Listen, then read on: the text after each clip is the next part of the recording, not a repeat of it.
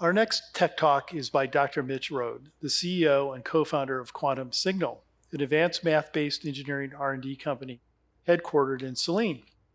Under Mitch's leadership, the company has been building and delivering intelligent algorithms for 2 decades, including extensive work in autonomous and robotic vehicle technology systems and tools. In 2019, QSI was acquired by Ford Autonomous Vehicles, LLC, and he now continues to manage the organization with a new dedicated focus on building the future of transportation. In his Tech Talk, Mitch will present what it takes to be a great engineer.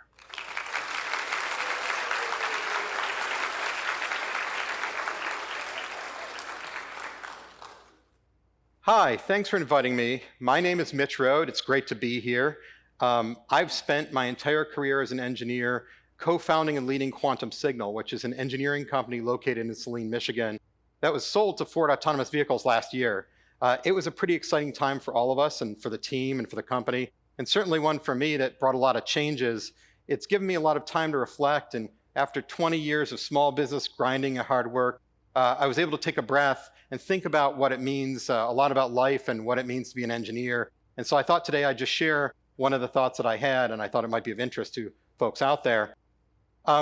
I think when it comes to engineering, there are 2 key factors to being a great engineer. The first factor is a desire to make things better. And I don't think that that's very controversial, because I think most engineers, if you've gone into engineering for the right reason, go into it with the idea of helping people and building a better world. The second thing I'd say is a love of pattern recognition. Now, why would I say that? Let's talk about that here today. Pattern recognition is one of those threads that when I look at my life is something that's run through the entire segment of it. And so I'm really interested in talking about that and studying it. My experience with pattern recognition is very, very broad. And so I put some of the examples up here on the board. I started in high school working on neural coding in crayfish and how the neural impulses travel down the fibers and impact muscle movement and things like that.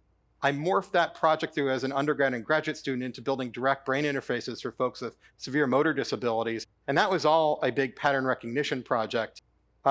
Later on, when I started Quantum Signal, one of our earliest projects was in biometrics for the US government. And that was face recognition and speaker verification. And that's all a pattern recognition problem. Thirdly, when I think about the projects that we've done over the years, surveillance and forensics, a lot of detection and tracking and identification and processing of things like people and vehicles and faces and objects from surveillance feeds and still images and on and on and on, and looking at counterfeit documents and other things in the forensics field. And all of those use algorithms that are pattern recognition focused. Nowadays, everyone will talk about AI, artificial intelligence. You don't hear about pattern recognition, you hear about AI, right? We used to call it signal processing. And so the idea was to take in data, apply algorithms, characterize that data, and come out with something that was useful in terms of things that you wanted to do with it and make some decisions. But whether it's biometric data, surveillance feeds, neural codes from crayfish, it doesn't matter. Data is data, and we're applying algorithms to get something useful, and pattern recognition is the core. AI, by the way, is, I think, kind of a misnomer and overused, because some of us that have studied the brain and others of us that are really interested really hope intelligence is more than an artificial neural network. But regardless of what you call it, AI, signal processing, whatever, at its core is pattern recognition. So when I think about engineering and I think about life, why do I get excited? Why do I talk about pattern recognition? Well, if you can recognize the patterns, right, you can understand the system, you can model that system, you can work with it, you can make decisions, you can do all sorts of things and build upon it. The social scientists have known this for a long time, right? All the social scientists do things like study civilization, patterns in civilizations. They study patterns in politics. They study patterns in animal and human behavior. This gets them where they want to go and is an important part of what they do.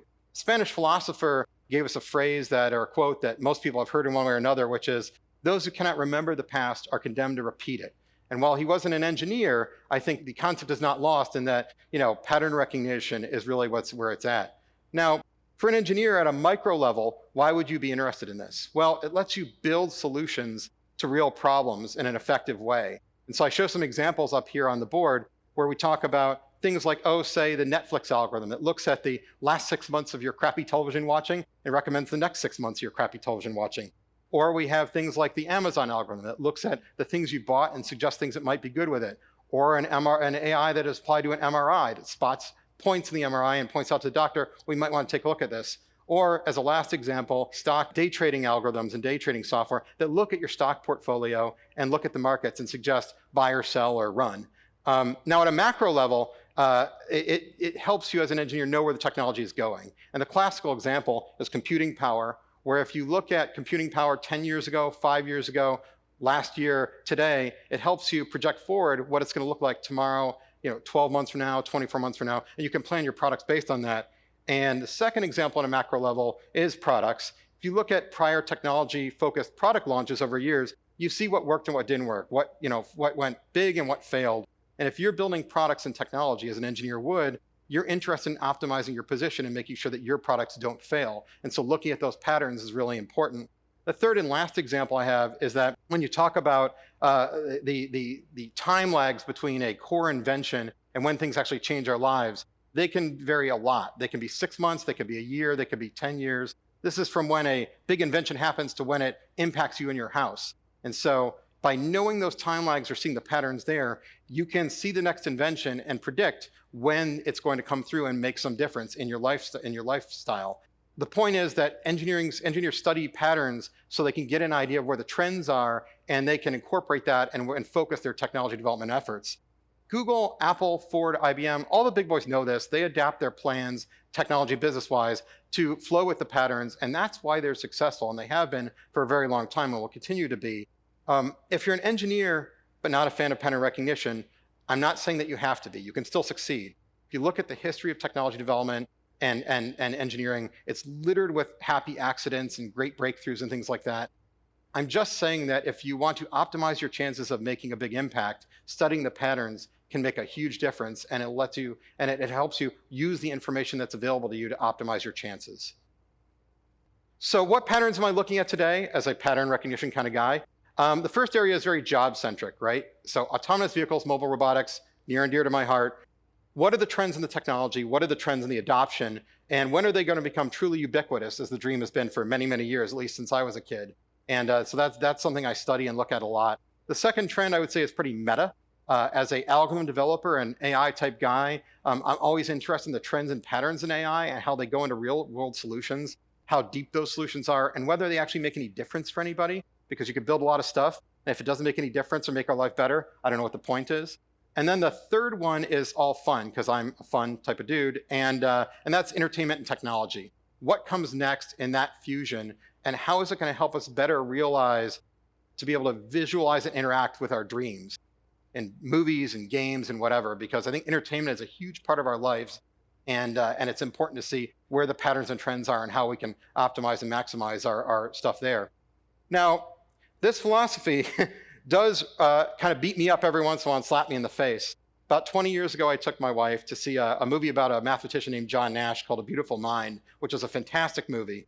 There's a very important scene in which Nash is looking at newspapers and documents up on a wall and drawing various connections, and there's patterns of numbers projected on panels, and he sees the patterns and it's all visualized. And I leaned over to my wife and I said, "Sweetheart, that's exactly what I do for a living. That is the best visualization of signal processing and pattern recognition I've ever seen put on screen. It's fantastic. That's what I do." And then the next scene was revealing that that was mostly hallucination and that Nash was having a mental breakdown. So there was a little bit of laughter in my household, and that's just is what it is. That being said, and embarrassments aside, I still would argue that chance favors the prepared mind, and that pattern recognition is a muscle that every engineer should develop and leverage at any point that they can, because it's going to get you to where you want to be, which is developing technology and building products and solutions that really change things for everybody and make the world a better place and a difference for people around you. I really appreciate the attention. I hope everything is great and you appreciated this. I left my contact information up here. Get a hold of me anytime. Again, my name is Mitch Rhode. Thank you very much.